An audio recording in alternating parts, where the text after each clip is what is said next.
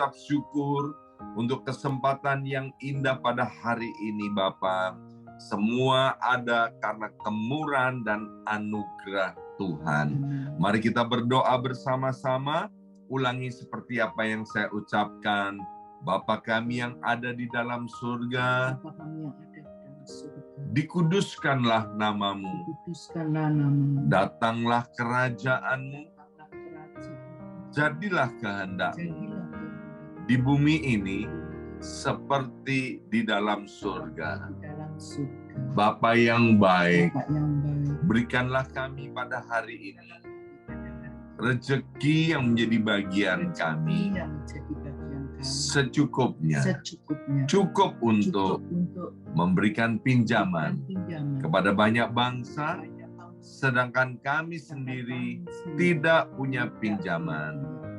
Cukup untuk menjadi saksi Tuhan, mulai dari Yerusalem, Yudea, Samaria, sampai ke ujung-ujung bumi.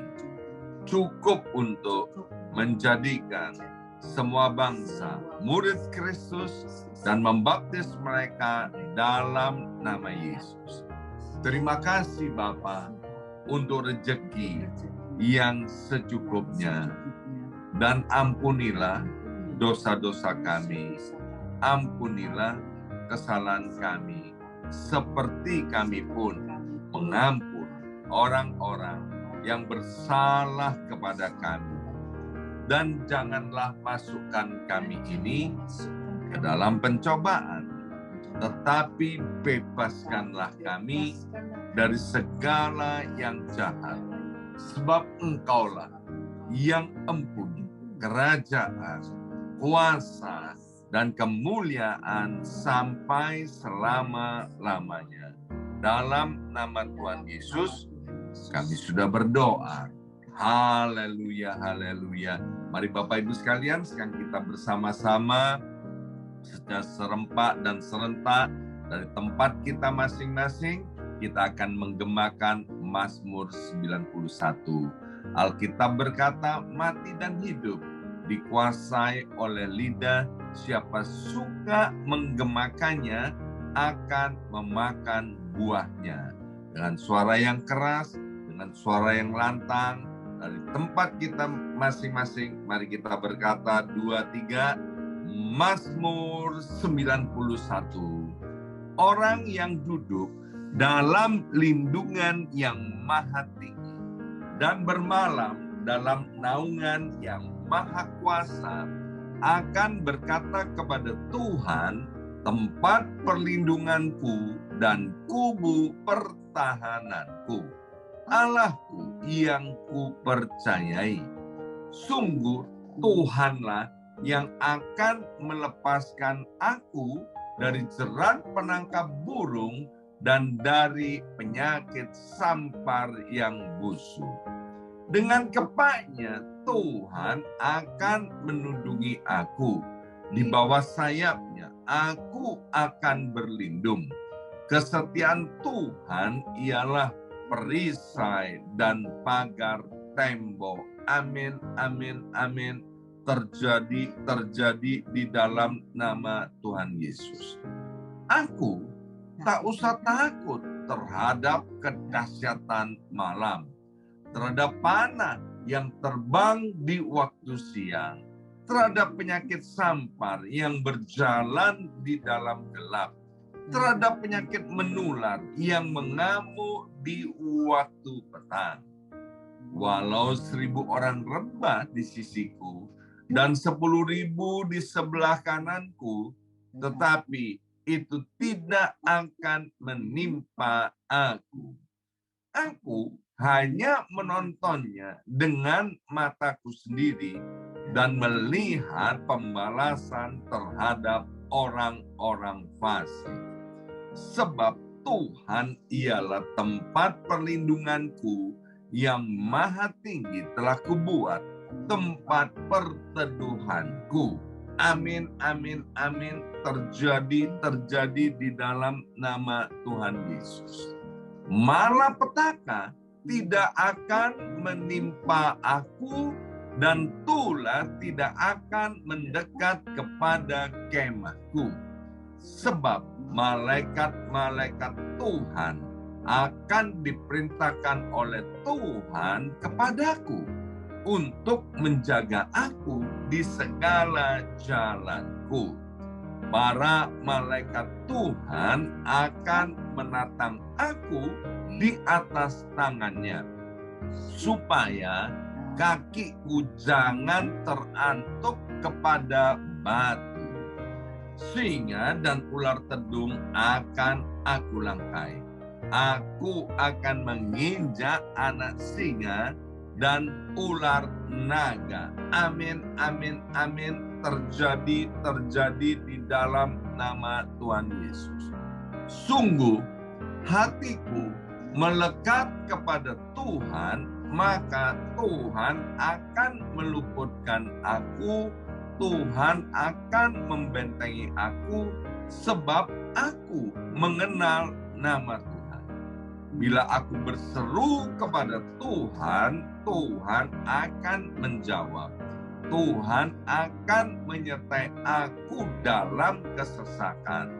Tuhan akan meluputkan aku dan memuliakan aku.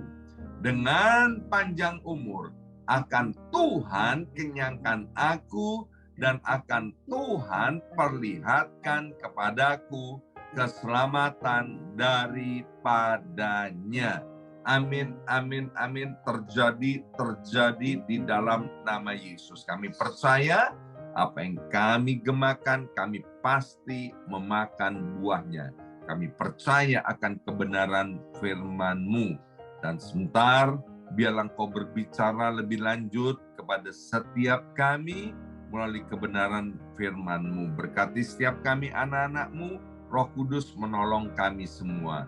Dalam nama Yesus. Yang siap mendengarkan firman Tuhan, angkat jempolnya ke depan dan katakan amin 3 kali. Amin, amin, amin. Salam revival, salam kebangkitan. Semangat pagi. Ya, semuanya semangat pagi. Apa kabarnya Bapak Ibu semuanya? Shalom, shalom, shalom. Ya, senang sekali hari ini Rabu 31 Mei 2023 boleh bersama-sama dengan Bapak Ibu keluarga di dalam Tuhan ya. Dan hari ini ada saudara kita dari Jakarta yaitu saudari Agatha Gabriela ya. Beliau juga seorang pendoa yang luar biasa ya, yang nggak pernah absen nih di dalam doa fajar di GBI PRJ CK7 ya. Shalom Gabriela. Senang sekali ya boleh bersama-sama. Nah, hari ini Bapak Ibu sekalian kita akan lanjutkan renungan kita dari Amsal pasal yang ke-28 ya. Mari kita akan baca dari ayat yang ke-13 terlebih dahulu.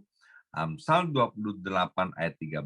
Siapa menyembunyikan pelanggarannya tidak akan beruntung. Tetapi siapa mengakuinya dan meninggalkannya akan disayangi. Di sini ada kata menyembunyikan dan juga ada kata mengakui dan meninggalkan. Ini berbicara soal pilihan ya. Karena banyaknya pilihan, maka membuat kepala ini pusing, Bapak Ibu sekalian. Coba kalau nggak ada pilihan itu kan enak, ya kan? Saudara kita WMP ini baru jalan-jalan ke Jepang, ya. Waktu ke Jepang, dia juga harus milih nih, berangkatnya naik pesawat apa, terus nanti ke Jepang mau kemana, ya kan? Itu salah satu contoh pilihan. Hari ini juga sama. Ketika kita bangun pagi, mau milih terus tidur atau ikut doa, ya kan? Itu kan adalah pilihannya. Kalau pilihannya banyak, kepalanya mumet jadi pusing ya. Mau pakai baju, mau warna hitam, putih, atau yang warna-warni, abu-abu. Itu coba kalau warna cuman hitam dan putih aja kan paling gampang ya kan. Hari ini hitam, besok putih, besok lagi hitam, besok putih. Tapi karena banyaknya pilihan, banyak juga toko tuh. Belum lagi ya kalau kita ke supermarket yang namanya susu, Bapak Ibu sekalian, itu susu macam-macam, kemudian kontennya isinya macam-macam, ukurannya juga macam-macam ya. Nah, biarlah Bapak Ibu sekalian di hari mana sekarang kita sedang memperingati pencurahan Roh Kudus, biarlah Allah Roh Kudus itu memenuhi hidup kita dan kita mau mentaati akan tuntunan pimpinan Roh Kudus. Yang kedua, penuhi pikiran dan hati kita dengan firman Tuhan. Sehingga nanti pilihan-pilihan yang kita ambil itu baik untuk kita hari ini dan juga baik untuk hari kita di waktu-waktu yang akan datang. Ya, sekali lagi kuncinya yaitu kita dipenuhi dengan Roh Kudus, pikiran dan hati kita dipenuhi dengan firman Tuhan.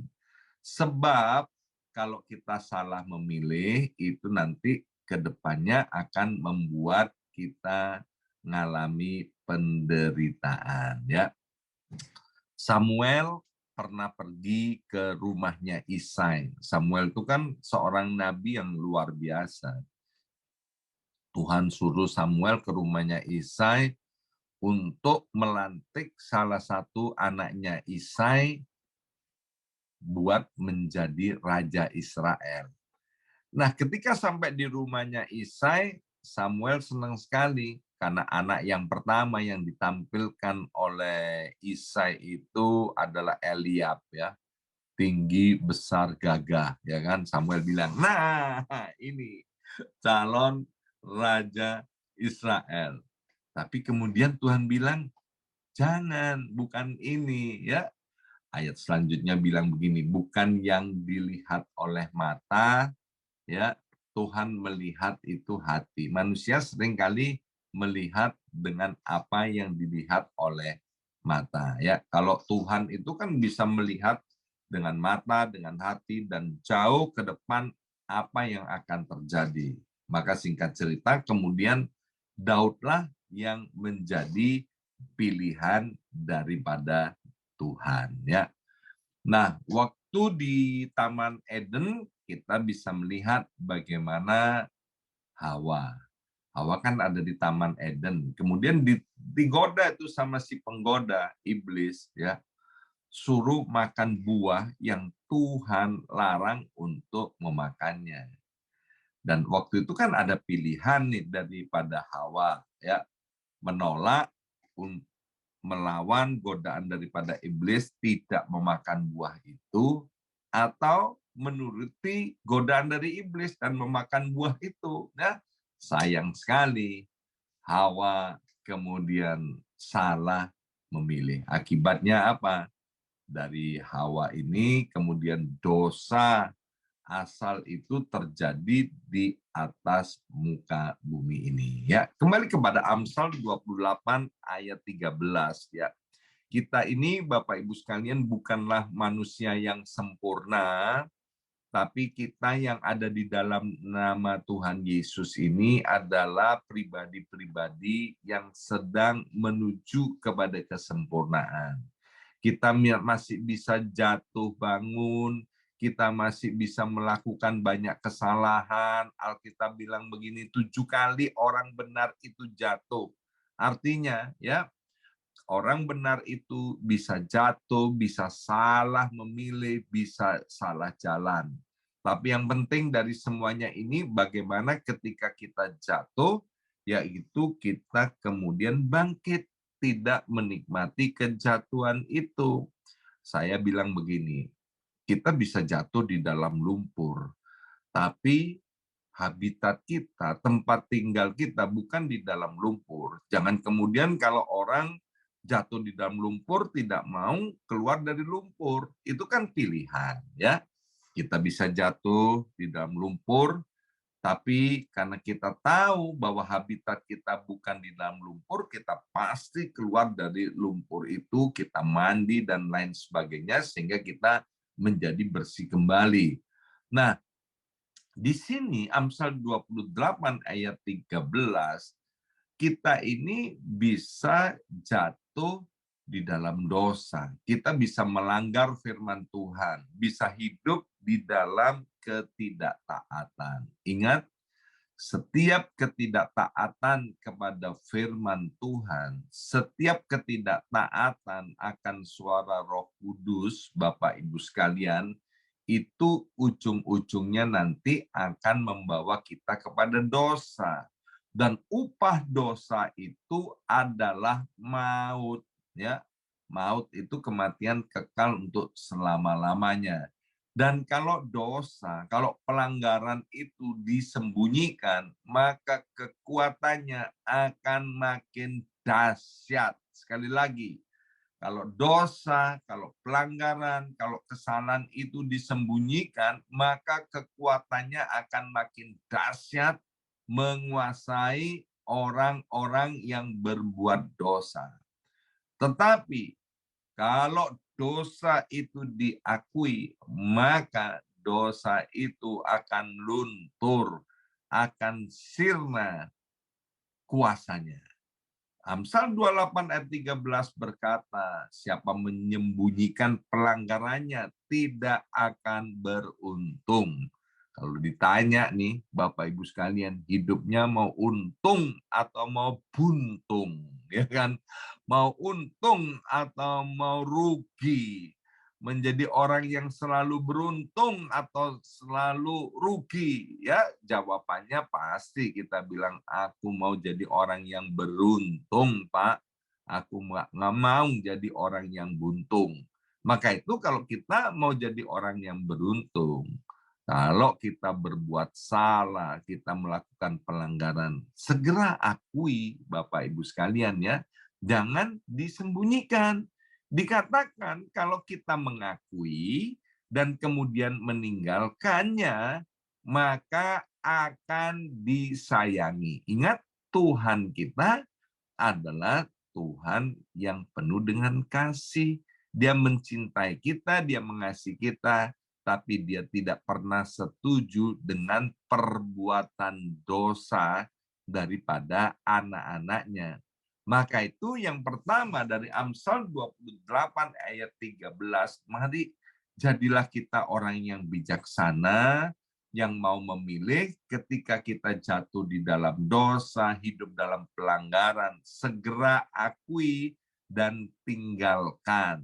Maka Tuhan akan menyayangi kita, Tuhan akan memulihkan hidup kita. Kita udah lihat banyak contoh sekali orang-orang yang kemudian meninggalkan dosanya, meninggalkan kesalahannya, meninggalkan perbuatannya, ya, yang jahat itu, yang penuh dengan dosa, kembali kepada Tuhan, Tuhan pulihkan. Ada yang dipulihkan kesehatannya, ada yang dipulihkan ekonominya, ada yang dipulihkan keluarga rumah tangganya, ada yang dipulihkan hubungan suami istri, orang tua dan anak, ya. Itu adalah kehendak Tuhan agar supaya setiap kita hidupnya dipulihkan. 1 Yohanes 1 ayat 9 berkata bahwa kalau kita mengaku dosa kepada Tuhan, maka Tuhan mengampuni dosa-dosa kita.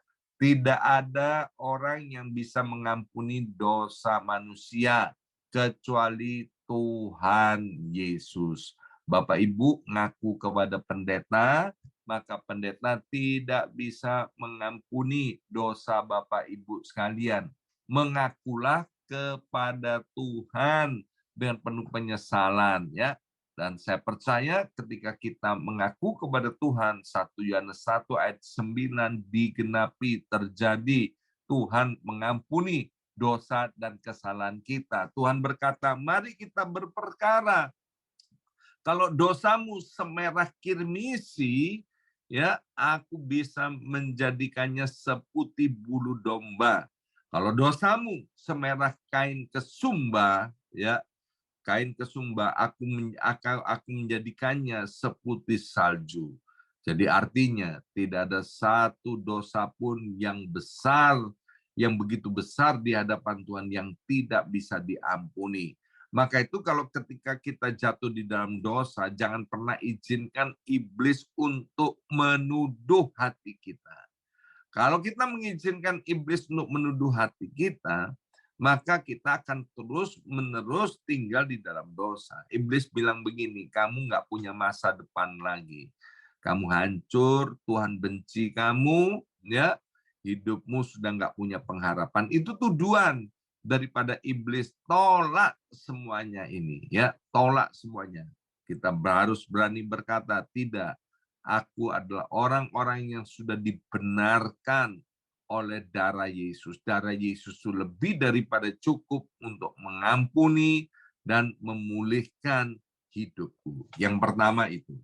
Yang kedua, dari ayat yang ke-14, bunyinya begini, berbahagialah orang yang senantiasa takut akan Tuhan, tetapi orang yang mengeraskan hatinya akan jatuh ke dalam malapetaka. Ya, ada dua pilihan dari Amsal pasal yang ke-14. Kalau maaf, Amsal 28 ayat 14. Kalau tadi ayat yang ke-13 pilihannya mengakui atau menyembunyikan pelanggaran. Ya, ayat yang ke-14 pilihannya menghormati Tuhan atau melawan Tuhan. Ya, ini kan juga pilihan, ya. Kalau kita mau menghormati Tuhan, ya, di sini pakai istilah takut akan Tuhan, maka kita akan berbahagia. Yang dicari orang ini apa? Yang dicari orang adalah kebahagiaan. Dan kebahagiaan, Bapak Ibu sekalian, tidak ada di dalam nama lain kecuali di dalam nama Tuhan Yesus. Kebahagiaan itu tidak ada di tempat lain kecuali di dalam hadirat Tuhan. Believe me, percayalah Bapak Ibu sekalian, ya. Kebahagiaan yang Tuhan berikan itu luar biasa, kekal selama-lamanya. Tapi kebahagiaan yang ditawarkan oleh dunia itu cuman sementara, ya. Di New York banyak sekali bar-bar itu, ya, banyak sekali nightclub. Orang yang pergi ke sana berbahagia atau enggak? Kalau ditanya waktu mereka di sana, ya mereka berbahagia, ya. Minum mabuk, melakukan dosa itu berbahagia.